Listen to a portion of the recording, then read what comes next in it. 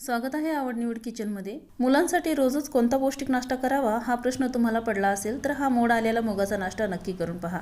हा नाश्ता बनवण्यासाठी जास्त साहित्य लागत नाही आणि जास्त वेळही लागत नाही। सकाळच्या घाई गडबडीमध्ये खूपच कमी वेळामध्ये होणारा नाश्ता आहे आणि सर्वांना आवडणारा असा नाश्ता आहे। हा नाश्ता बनवण्यासाठी काय काय साहित्य लागणार आहे ते पाहूया।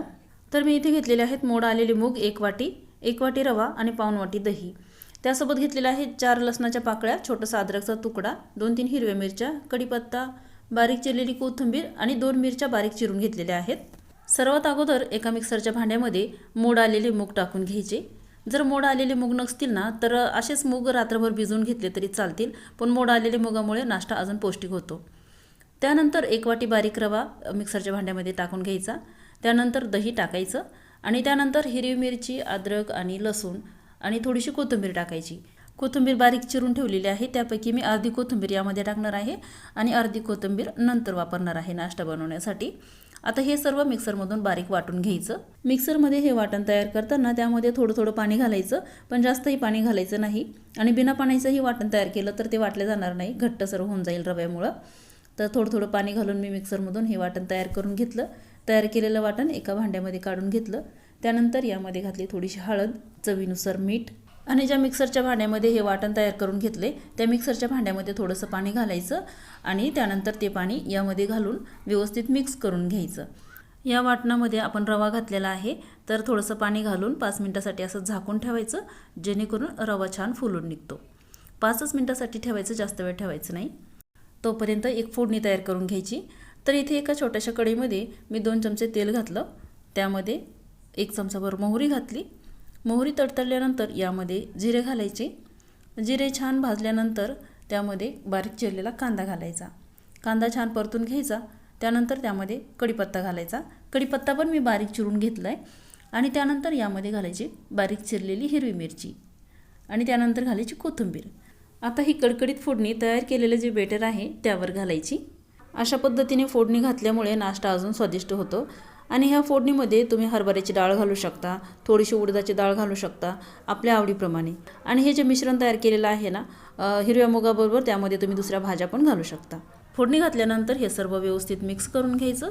त्यानंतर यामध्ये चिमूटभर सोडा घालायचा आणि त्यानंतर या सोड्यावरती 1 चमचाभर पाणी घालायचं आणि हे सर्व पुन्हा एकदा व्यवस्थित मिक्स करून घ्यायचं। चला आता नाश्ता तयार करून घेऊ।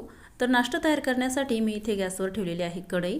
थोडीशी जाडबुडाची कढई ठेवायची किंवा एखादा छोटासा नॉनस्टिकी पॅनसुद्धा इथं नाश्ता बनवण्यासाठी घेऊ शकता किंवा मग तडका पॅनमध्ये सुद्धा बनवू शकता। तर कढईमध्ये मी 2 चमचे तेल घातलं, त्यानंतर थोडीशी मोहरी घातली। मोहरी छान तडतडल्यानंतर तयार करून घेतलेलं बेटर 1 ते 1.5 पळी या तेलामध्ये टाकायचं। बेटर तेलामध्ये टाकल्यानंतर पसरवायचं नाही, जसं आहे तसंच ठेवायचं आणि त्यानंतर यावरती झाकण ठेवायचं। अर्ध्या मिनिटानंतर झाकण खोलायचं आणि त्यानंतर हा नाश्ता पलटून घ्यायचा। गॅसची फ्लेम इथे मीडियम टू लो ठेवायची। पलटून घेतल्यानंतर अर्धा मिनिट दुसऱ्या बाजूने नाश्ता शेकून घ्यायचा। हा नाश्ता बनवण्यासाठी जास्त वेळ लागत नाही, खूप झटपट होणारा नाश्ता आहे। जर तुम्हाला मोड आलेल्या मुगाचाच नाश्ता करायचा असेल तर फक्त मूग अगोदर भिजू घालून ठेवायचे। सकाळी भिजू घातले तरी संध्याकाळपर्यंत ते भिजतात आणि रात्री बांधून ठेवले कपड्यामध्ये तरी त्याला सकाळी थोडे थोडे मोड येतात। आणि अगदी घाई गडबडीमध्ये मूग भिजू घालायला लक्षातच नाही राहिलं तर सकाळी उठल्याबरोबर गरम पाण्यामध्ये मूग भिजू घालायचे। 1.5 ते 2 तासात मुगं भिजतात आणि सकाळी सकाळी कितीही घाई गडबड असेल तरीसुद्धा हा पौष्टिक नाश्ता तुम्ही नक्कीच करू शकता। तर अशा पद्धतीने खूप झटपट होणारा नाश्ता आहे हा। तयार केलेला नाश्ता दोन्ही बाजूने आलटून पलटून छान खरपूस रंगावर शेकून घ्यायचा। हा नाश्ता बनवण्यासाठी जास्त तेलही लागत नाही, खूप छान नाश्ता तयार होतो। आता याच पद्धतीने बाकीचा सर्व नाश्ता मी तयार करून घेणार आहे। सर्व नाश्ता तयार झाल्यानंतर अशा पद्धतीने मी प्लेटमध्ये सर्व केला। त्यासोबत मी घेतलेला आहे टोमॅटो सॉस। तुम्ही कोणतीही चटणी घेऊ शकता किंवा घाई गडबडीमध्ये टोमॅटो सॉससोबत खाऊ शकता किंवा मग त्याच्यासोबत कोणतीही चटणी नसेल तरीसुद्धा हा नाश्ता खूप छान लागतो।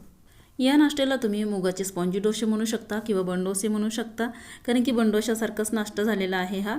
बघू शकता किती मऊ लुसलुशीत झालेला आहे नाश्ता आणि तेवढाच पौष्टिक आहे। लहानांपासून मोठ्यांपर्यंत सर्वांना आवडणारा असा नाश्ता आहे हा आणि अगदी पोटभरीचा पण आहे। कारण मी 1 छोटी वाटी रवा आणि 1 छोटी वाटी मूग घेतले होते आणि त्यासोबत घेतलेल्या साहित्यामध्ये 6 डोसे तयार झाले आणि हा 3 जणांचा अगदी पोटभरीचा नाश्ता तयार होतो।